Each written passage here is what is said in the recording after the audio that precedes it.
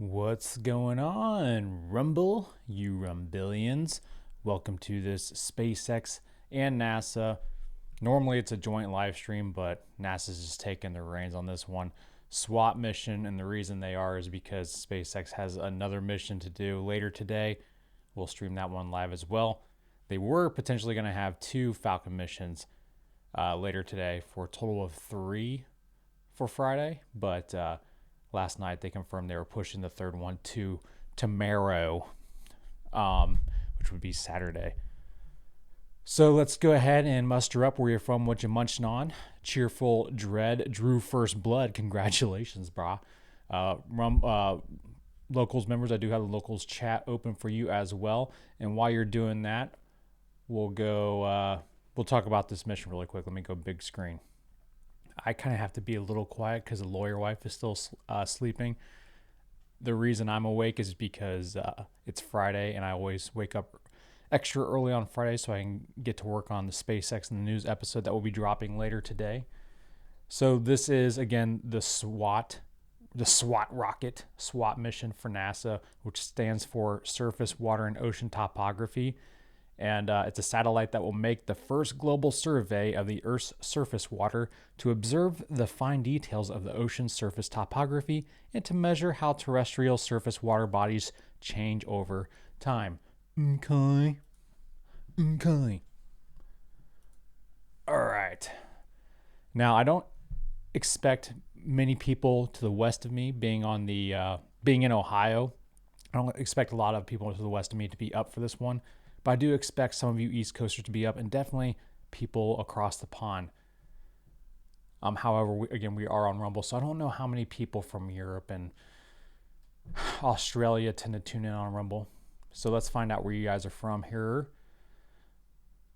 What's going on? Marine for Jesus Christ. Red Sir Pedal 5.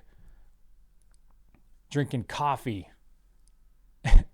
And caught the hot sign on Krispy Kreme. Nice. Man, I need me some donuts right now. I'm not a morning person. I quite hate mornings. I've always have. So I apologize if I kind of come off as a zombie. Kind of feel like one. This Falcon 9 rocket is lifting off out of Vandenberg Space Force Base, California. Okay. And the rocket, this is the first stage booster that you see right here. It looks a little sooty. That's because it's flown 5 missions already. This is its 6th, and it'll be landing back on the coast at landing zone 4, I believe. We still got a minute and a half. Let's do this. Go to spacex.com/launch. As you can see, kind of like a diagram of what's going to happen. It'll do its boost back burn and come right back and land at the landing zone. And then the second stage, which is always brand new because they expend those, will continue to push the satellite to orbit. The landing will be at 7.5 minutes. Not as long. Usually it takes about 8.5 minutes, but it's not landing on a drone ship, so it doesn't have to go as far. What else? I will be cutting this stream short right after the booster landing because, again, I want to get to work on the SpaceX and News episode for today. Cool. Look at her smoking. Now, the reason it smokes is because smoking's good for rockets. Okay, it's bad for you.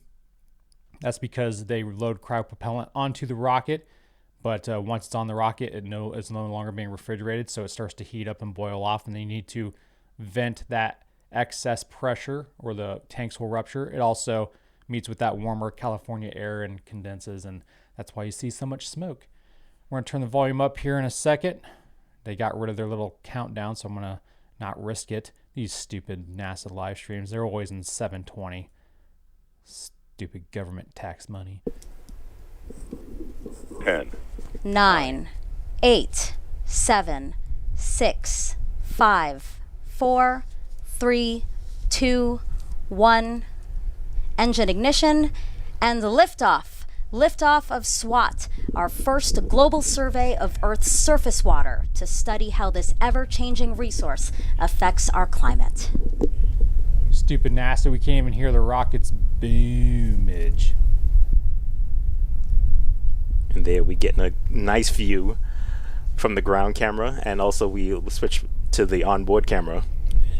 Now, Denton, you didn't go outside to see the launch, but now we're feeling it inside here in the Mission Director Center, the rumble all around us from launch. Absolutely. And now you're getting a good look at the onboard camera looking down towards the aft end of the rockets, and you can see the Merlin engines coming to life there. And this room Nominal coming to power life, kilometers, really. yeah. Lots of rumble going on in here. And we're soon going to hear that the rocket is supersonic, meaning it's going faster than the speed of sound, followed by Falcon 9 reaching what's called max Q, the moment of peak mechanic stress on the rocket. What's going on, Texas, Mare Island, Getting Florida? nice views. Falcon 9 is supersonic. Hey, we got Just heard a call Australia in of the supersonic. chat.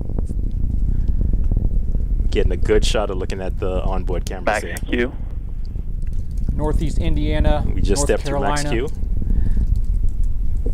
Yeah, no fog at Next Vandenberg. call That's is right. gonna Back come. engine chill. And back engine chill, which means getting the second stage engine ready to start, and so which means we'll be coming up on stage separation shortly, followed by stage 2 ignition. We see this beautiful shot of all of the Merlin engines, all 9 of them lit up. That's what 1.7 million pounds of thrust look Lots like. of thrust. So the next callouts are going to In come in thrust we quick trust. succession, so let me walk through them really quick. So at T plus 2 minutes and 15 seconds, we're going to have main engine cutoff. That's MECO, meaning the 9 Merlin engines on the first stage are going to shut down. And then a few seconds after that, stage 1 and 2 will separate. Stage 1 will do a flip and do a boostback burn to orient itself back towards Earth for that landing here at the Space Force Base. Cam inside the And interstage. there we get a good shot of looking at the interstage. Thanks, guys. Basically, the MECO. camera is looking up towards the second stage. Separation confirmed. And Skirt of that and there you go. Merlin vacuum engine. Live video of stage 1 and 2 separating. MVAC ignition. And there's a good look at the Stage MVAC one, ignition Boostback coming, startup. the MVAC engine coming to life. That's great. You are seeing the stage 1 booster do its flip. And now the engine bell of the MVAC engine lit up. This is a camera shot of stage This is 1 here. exhaust from that Again, second on its way stage, back to Earth. hitting the booster. In just a couple of seconds, we're going to see the payload fairing jettison. Fairing separation confirmed. We just heard a call out for fairing separation, and there's a good onboard view of the SWOT spacecraft, and you can see the fairing is gone at this point in time. Another camera shot here of the engine on the second stage continuing to carry SWAT to its intended target. We have a couple of camera views of this engine here, so you might see a couple of Stage 1 different boostback angles. shutdown. Yeah, and then you'll see it cycling through the views of the stage 2 engine, and as we get closer to the separation, it'll go back towards the spacecraft. And we just heard a call out for the boost back burn ending on stage Both 1. stages are on nominal trajectories. And that call out was just to say both stage 1 and stage 2 doing what they were expecting them to do. And we're hoping to get a video of stage 1 landing. So sometimes we don't always get it because of it's coming in so fast, and sometimes it's hard to capture it. So occasionally sometimes we don't get it all the way, but we're hoping to get a good video this time. T plus 4 minutes and 10 seconds into the launch of SWAT, and we've had a nominal ascent so far, no issues to report. Again, this is a video of a live shot of the engine on stage 2. SWOT stands for Surface, Water, and Ocean Topography, and this will be the first mission to provide high-definition data on more than 90% of the water on our planet's surface. It's a joint mission between NASA and CNES, France's space agency, with contributions from both the Canadian and UK space agencies. SWOT is the 4th NASA LSP science mission to launch from Vandenberg Space Force Base, and the 6th LSP science mission overall to launch on a Falcon 9, Denton. Yes, and we got a lot more missions coming up on the Falcon. Yeah, to see the partnership really grow for you too. I mean, again, you really worked from SpaceX from the beginning. Yeah, absolutely, and seeing their evolution over the years has been amazing to watch.